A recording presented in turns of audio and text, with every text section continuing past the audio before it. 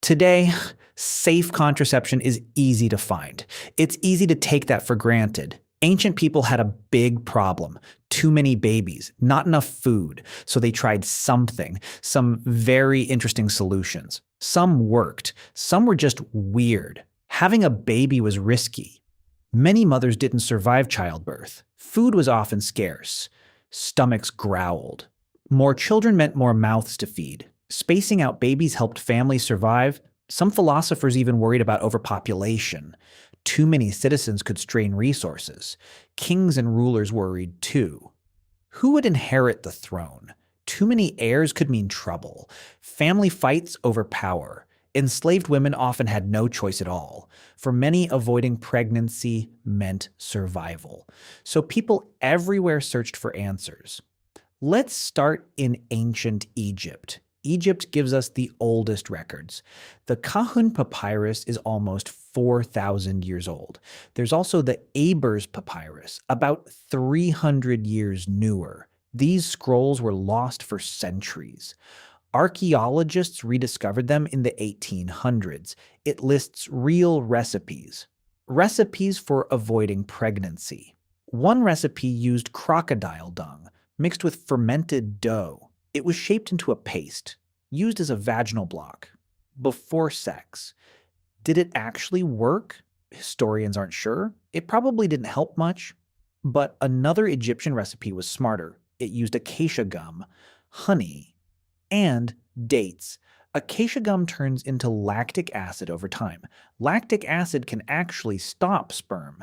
This recipe may have really worked. Ancient Egyptians didn't know the chemistry, but somehow they got it right. There was also a simpler method. Soaked wool acted as a barrier. It physically blocked the entrance.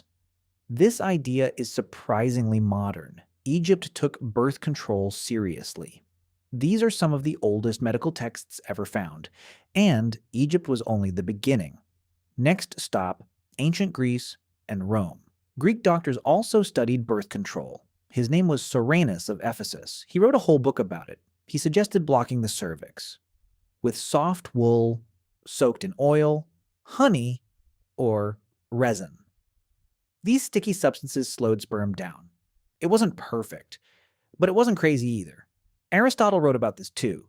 He suggested coating the cervix with cedar oil or frankincense, mixed with olive oil. Romans had their own ideas too. Pomegranate was a popular ingredient. Ancient writers linked it to fertility control. Modern science hasn't fully confirmed this. Roman writers even complained about it. Wealthy women were choosing fewer children. Some critics didn't approve. Roman law even discussed family size. Some Roman recipes were purely superstition. Others were closer to real medicine. Ancient doctors were experimenting constantly, and one plant became more famous than any other. That plant was called silphium. It grew only in one region, Cyrene. People believed it prevented pregnancy. It was also used as a spice. Demand for silphium exploded. It became incredibly expensive. Cyrene even put it on their coins. But nobody could grow it anywhere else. People harvested it faster than it could grow back. Eventually, it simply ran out. The writer Pliny recorded the last known stock, reportedly given to Emperor Nero. After that, silphium vanished forever. It may be the first plant humans ever drove extinct. Some say its seed inspired the heart symbol, but historians say that link is unproven. Some botanists still search for it today. No one has found it again. Knowledge didn't stop with Rome. Centuries later, in the Islamic Golden Age, physicians kept studying the subject. One was named Ibn Sina, also known as Avicenna. His medical book listed over 20 contraceptive substances. Some were herbs, some were oils and pastes. His work was used by doctors for centuries. Medieval Europe had its own medical texts, known as the Trotula, written in the Italian city of Salerno. It covered women's health in detail, including ways to avoid pregnancy. People also tried early barrier devices. You may have heard condoms are ancient too. Some claim a cave painting shows one, but most historians disagree. There's no solid proof. Real evidence appears much later. Animal gut and bladder were eventually used. As covers, this shows up clearly by the 1600s and 1700s. They were washed and reused many times. Not exactly comfortable, but it was progress. And one inventor took it further. His name was Gabriele Falloppio, an Italian doctor in the 1500s. He designed a simple linen sheath, soaked in a chemical solution, then tied in place with a ribbon. It wasn't mainly for birth control. It was meant to fight a disease, syphilis. Still, it became an early form of protection. Herbs were used almost everywhere. Wild carrot seeds were one popular choice. Ancient Greek doctors already wrote about it. Some modern studies show it may affect fertility, but we still don't fully understand how. Another herb was far more dangerous. It was called pennyroyal. People used it to end pregnancies. But pennyroyal is actually toxic. In large amounts, it can seriously harm the body.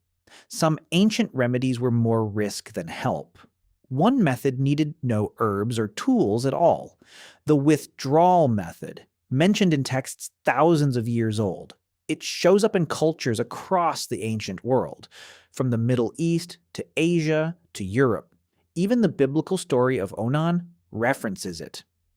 Scholars still debate what it really means.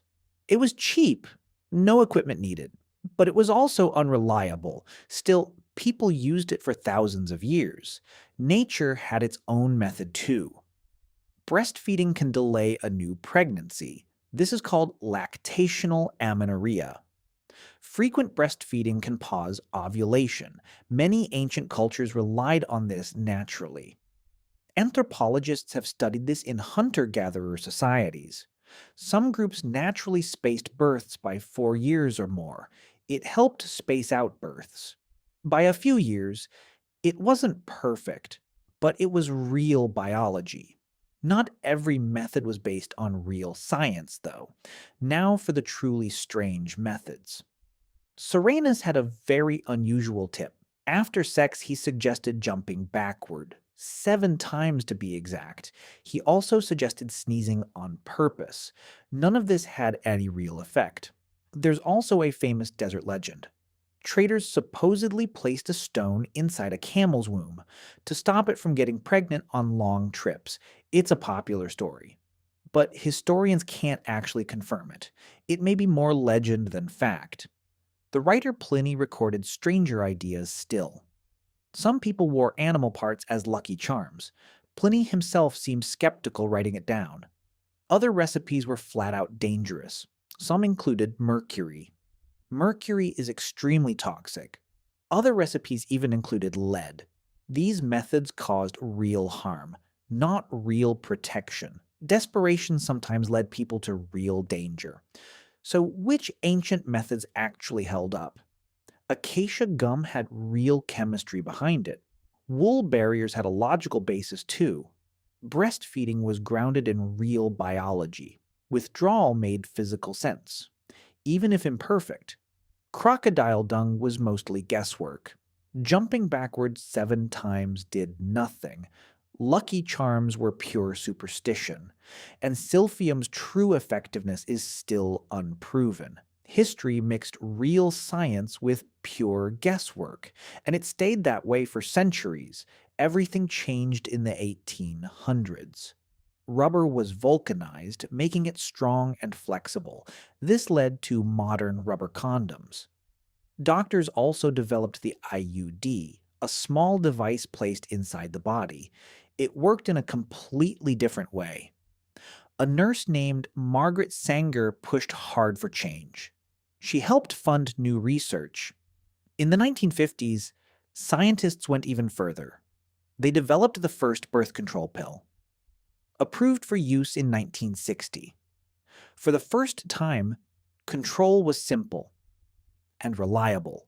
Thousands of years of trial and error led to this moment. Human history is full of strange solutions. But this might be one of the strangest.